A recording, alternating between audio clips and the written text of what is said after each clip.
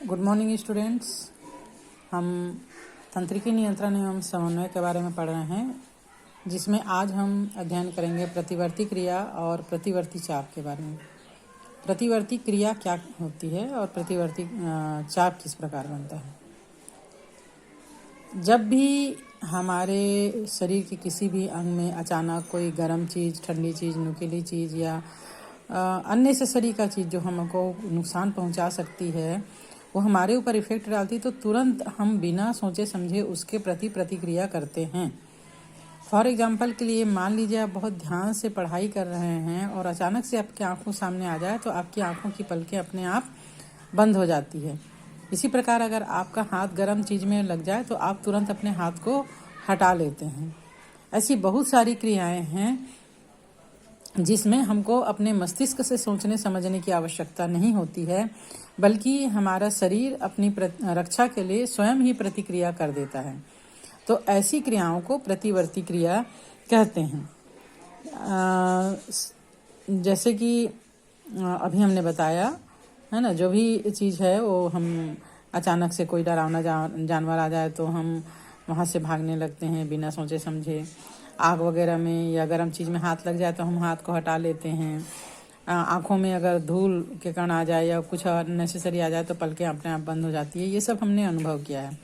इन सभी अनुभव की संपूर्ण क्रियाविधि एक अनैच्छिक क्रिया होती है, जो कि हम बिना सोचे समझे करते हैं, और यह परिधि तंत्रिकी उद्दीपन के फलस्वरूप केंद्रीय तंत्रिका तंत्र के विशेष भाग के द्वारा किया जाता है, उसके अनुपस्थिति में होता है। इसे प्रतिवर्ती क्रिया कहते हैं। क्रिया के फलस्वरूप प्रतिक्रिया व्यक्त करना। प्रतिवर्ती क्रिया का पथ जो है वो अभिवाही न्यूरॉन यानी जो ग्राही न्यूरॉन है और अपवाही न्यूरॉन जो कि प्रभावक या उत्तेजक होता है, जो निश्चित क्रम में लगे होते हैं, उनसे बनता है।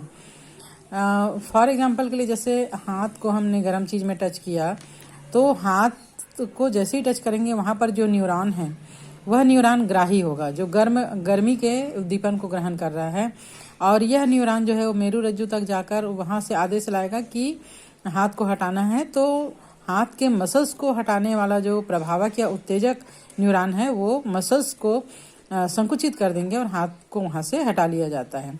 ये एक निश्चित क्रम में बने होते हैं। अभिवाही न्यूरॉन संवेदी अंगों से संकेत ग्रहण करके पृष्ठ तंत्रिका मूल के द्वारा केंद्रीय तंत्रिका तंत्र में आवेगों का संप्रेषण करता है।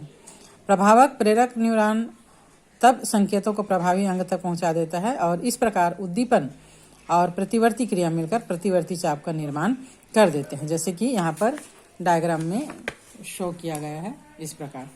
जैसे यहाँ पर घुटने में अगर किसी चीज़ से मारा जाता है तो ये चोट का उद्दीपन जो है ये ग्राही न्यूरॉन के द्वारा मेरुरज्जु तक पहुंचाया जाता है, जहाँ से मेरुरज्जु से आदेश आता है पैर के मसल्स को कि पैर को हटाना है, तो पैर जो है अपने आप हट जाता है। तो इस प्रकार क्या बन रहा है, एक चाप बन रहा है इस प्रकार। इसे ही प्रतिवर्ती चाप कहा जाता है।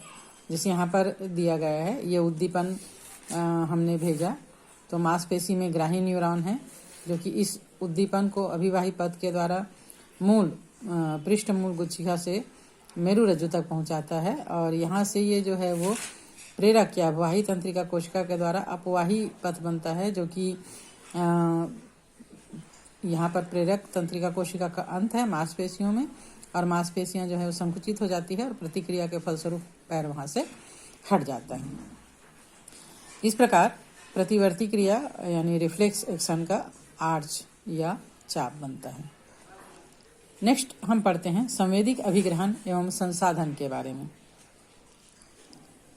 आपको वातावरण के परिवर्तन की पहचान किस प्रकार होती है कि अभी धूप है, गर्मी है या ठंड है, बरसात हो रहा है। किस प्रकार आप वस्तु और उसके रंगों को देख पाते हैं, कैसे आप ध्वनि को सुन पाते हैं। तो ये जो सारी संवेदनाएं हैं वो सभी प्रकार के जो वातावरणीय बदलाव है उसका पता लगाकर समुचित संदेश को केंद्रीय तंत्रिका तंत्र को भेजते हैं। केंद्रीय तंत्रिका तंत्र यानी मेरुरज्जु एंड मस्तिष्क, जहाँ पर सभी अंतरक्रियाएं संचालित और विश्लेषित की जाती हैं।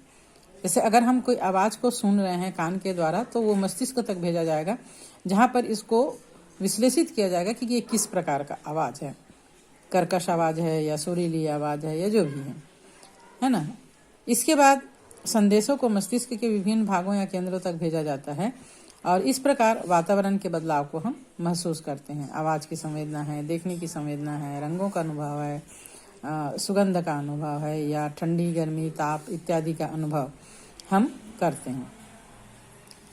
यहाँ पर आँख जो है वो देखने के लिए संवेदी अंग है, कान सुनने के लिए संवेदी अंग है, त्वचा ठंडी, गर्मी इत्यादि का अनुभव करने के लिए, दर्द इत्यादि का अनुभव करने के लिए संवेदी अंग है। नाक जो है वो गंध का उद्दीपन को ग्रहण करने के लिए संवेदी अंग होता है और टंग जो है वो स्वाद के उद्दीपन को ग्रहण करता है। इस प्रकार 5 संवेदी अंग हमारे बॉडी में होता है। तो इन संवेदी अंगों के बारे में हम डिटेल में पढ़ेंगे। तो सबसे पहले हम नेत्र के बारे में पढ़ते हैं। नेत्र या आँख। नेत्र या आँख जो है वो जो खोपड़ी यानी करोटी का जो अस्थि होता है उसमें कोटर होता है, जिसे नेत्र कोटर कहा जाता है, इसके गर्तिका में होता है। मानव के 2 नेत्र होते हैं। मानव नेत्र की संरचना और कार्य का संक्षिप्त विवरण अगर हम देखें तो एक वयस्क मनुष्य के नेत्र का भाग, यहाँ पर हम एक वयस्क मनुष्य का नेत्र के बारे में देख पा रहे हैं। ये जो गोलाकार संरचना है ना, ये जो है और इसका आगे का जो भाग है यहाँ पर ये उभरा हुआ भाग, ठीक है। सबसे बाहर का जो परत होता है वो दृढ़ पटल कहलाता है। सबसे बाहर का जो परत है वो क्या कहलाता है? दृढ़ पटल होता है, जिसके अंदर आँख की बाकी संरचना सुरक्षित रहती है। दृढ़ पटल का आगे का भाग थोड़ा सा उभरा हुआ रहता है जो कि कॉर्निया कहलाता है। अब दृढ़ पटल के अंदर जो है वो एक और परत पाई जाती है, ये जो हम देख पा रहे हैं ये कहलाता है रक्तक पटल। रक्तक पटल में मांसपेशियां होती हैं प्लस आपकी तंत्रिका कोशिकाएं होती हैं, संको शलाकाएं वगैरह होती है। आगे की ओर आकर ये एक झिल्ली नुमा संरचना बना लेती है जो कि आइरिस कहलाता है। यहाँ पर हम देखें वयस्क मनुष्य का नेत्र जो है वो गोलाकार एक संरचना है। नेत्र की दीवार यहाँ पर 3 परतों की बनी हुई है। सबसे बाहरी परत जो है वो घना संयोजी ऊतक का होता है, जिसको कि स्क्लेरा या श्वेत पटल कहा जाता है, सबसे बाहर का परत। और इसका जो अग्र भाग उभरा हुआ हम देख रहे हैं कार्निया कहलाता है। इसका जो मध्य परत होता है वो कोराइड यानी रक्तक पटल कहलाता है, जिसमें बहुत सारी रक्तवाहिनियां जो हैं वो होती है।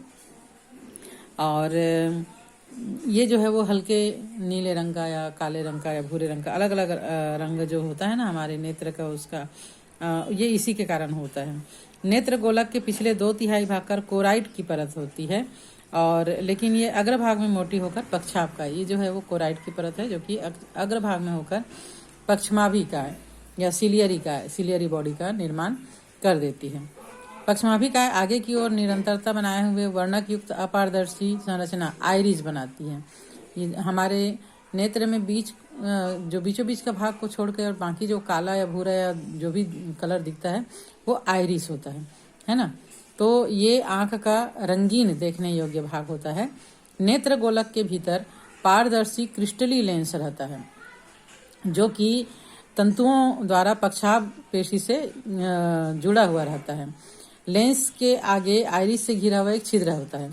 ये मांसपेशियों का लेंस है जिसके फोकस को पक्षाभी लेंस के द्वारा थोड़ा बहुत कम किया जा सकता है। ये फ्लेक्सिबल होता है ना। और आइरिस से घिरा यहाँ पर एक छिद्र होता है जिसको कि पुतली या प्यूपल कहा जाता है। प्यूपल के घेरे का नियंत्रण आइरिस के पेशी तंतु करते हैं। इसका जो आंतरिक पटल है, ये जो आंतरिक पटल है ये कहलाता है रेटिना या दृष्टि पटल, जो लाल रंग का हम देख पा रहे हैं। और ये कोशिकाओं की 3 तंत्रिकी परतों से बनी होती है, अर्थात अंदर से बाहर की ओर गुच्छिका कोशिकाओं की, द्विध्रुवी कोशिकाओं की और प्रकाशग्राही कोशिकाओं से मिलकर ये बना होता है। प्रकाशग्राही कोशिकाएं 2 प्रकार की होती है, शलाका और शंकु। इन कोशिकाओं में प्रकाश संवेदी प्रोटीन प्रकाशी वर्णक होता है। दिन की रोशनी में देखना प्रकाशानुकूली और रंग देखना शंकु का कार्य है। और स्कोटोपिक यानी तीव्रानुकूलित दृष्टि शलाका यानी लाइट को डिसाइड करना कि इसमें कम पड़ रहा है कि ज़्यादा पड़ रहा है, ये जो है वो शलाका का कार्य होता है। शलाका में बैंगनी लाल रंग का प्रोटीन रोडोप्सिन या दृष्टि बैंगनी होता है, जिसमें विटामिन ए का व्युत्पन्न होता है। मानव नेत्र में 3 प्रकार के शंकु होते हैं, जिनमें कुछ विशेष प्रकाश वर्णक होते हैं जो कि लाल, हरे और नीले प्रकाश को पहचानने में सक्षम होते हैं। विभिन्न प्रकार के शंकु और उनके प्रकाश वर्णकों के मेल से अलग अलग रंग के प्रति संवेदना उत्पन्न होती। जब इन शंकुओं को समान मात्रा में उत्तेजित किया जाता है तो सफेद रंग के प्रति संवेदना उत्पन्न होती है। दृक् तंत्रिका नेत्र और दृष्टिपटल को नेत्र गोलक के मध्य और थोड़े पश्च ध्रुव के ऊपर छोड़ती है और रक्त वाहिनियां यहाँ पर प्रवेश करती है। प्रकाश संवेदी कोशिकाएं उस भाग में नहीं होती, इसलिए इसको अंध बिंदु कहा जाता है। अंध बिंदु के पार्श्व में आंख के पिछले ध्रुव पर पीला वर्णक बिंदु होता है, जिसे मैक्यूला ल्यूटिया कहा जाता है। इसके केंद्र में एक गर्त होता है जिसको कि फोबिया कहा जाता है। फोबिया रेटिना का पतला भाग होता है जहाँ केवल शंकु संघनित होते हैं।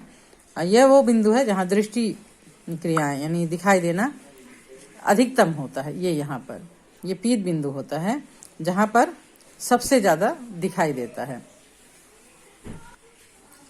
कॉर्निया और लेंस के बीच की दूरी को एक्वस चैम्बर यानी जली कोष्ठ कहा जाता है। ये जो है ना, ये जो है वो क्या कहलाता है, जली कोष्ठ कहलाता है। और इसमें पतला जली द्रव नेत्रोद भरा हुआ होता है। लेंस और रेटिना के बीच के रिक्त स्थान को कंचाव या द्रव कोष्ठ कहा जाता है और ये पारदर्शी द्रव कंचाव द्रव कहलाता है। तो इस प्रकार इसमें 2 कोष्ठ हो गए। ये जो भाग है कॉर्निया और लेंस के बीच का ये जली द्रव कहलाता है और लेंस और कॉर्निया के बीच का जो भाग होता है वो आपका कांचाव द्रव कहलाता है। तो इस प्रकार हमने नेत्र की संरचना के बारे में पढ़ा। कल हम देखने की प्रक्रिया और कान का संरचना के बारे में पढ़ेंगे।